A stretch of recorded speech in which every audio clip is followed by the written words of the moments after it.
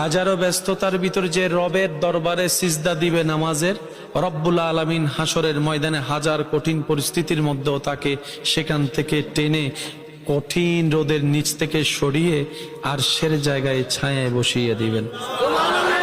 শুধু নামাজ শুধু পরকালীন মুক্তি নয়, মনে রাখবেন নামাজ দুনিয়ার হাজার উপকার নামাজের মধ্যে আছে, শারীরিক উপকার নামাজে আছে। নামাজ পড়লে রিজিকে বরকত হয়, নামাজ করলে নিয়ামত বাড়ে, নামাজ পড়লে ইজ্জত বাড়ে, নামাজ পড়লে শারীরিক সুস্থতা বাড়ে, নামাজ পড়লে মনোযোগ ভালো হয়, নামাজ পড়লে জবান পবিত্র হয়।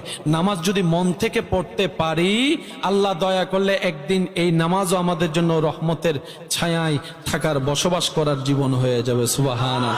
ইন্নাস সালাতা তানহা আনিল ফাহশাই ওয়াল মুনকার। আল্লাহ তাআলা নামাজের মাধ্যমে, ইবাদতের মাধ্যমে আল্লাহর রহমতের নৈকট্য হাসিল করার আমাদের সবাইকে তৌফিক দান করুক।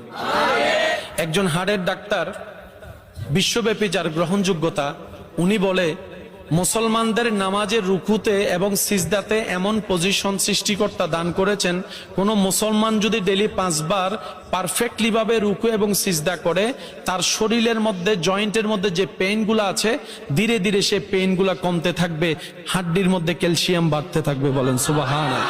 উনি ওনার গবেষণাকে সামনে রেখে বলছেন, মুসলমানরা যদি ঠিক মতো 5 টাইমে 5 বার অজু বানায়, 5 টাইমে যদি 5 বার ভালোভাবে অজু বানায় যদি তারা নামাজ পড়ে, এই অজুর মাধ্যমে তাদের শরীরে যে চেহারায় পানি যাওয়া, হাতে পানি যাওয়া, মুখে কুলি করা, নাকে পানি দেওয়া, এই সমস্ত প্রত্যেকটা কার্যক্রমের সাথে মানবের শরীরের সুস্থতার সাথে বড় একটা গভীর সম্পর্ক আছে। সুবহানাল্লাহ। বলছেন যে মুসলমানরা যখন সিজদায় যায়, একটু খেয়াল করব,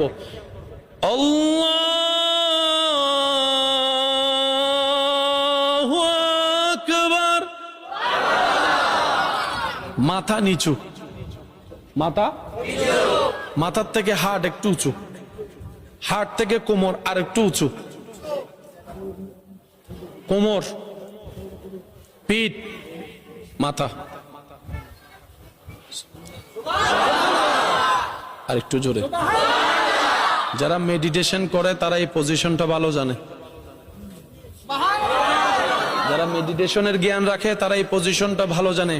পাটা এমন করে যখন তোনারা সিজদার মতো পজিশনে যায়, বিজ্ঞানীরা গবেষণা করে দেখে, হার্ট যখন উপরের দিকে চলে যায়, ব্রেন যখন নিচের দিকে চলে যায়, তখন হার্ট থেকে রক্ত সঞ্চালন ব্রেনের মধ্যে এমন ভাবে হয় যেটা ব্রেনের জন্য সবচাইতে বড় উপকারী।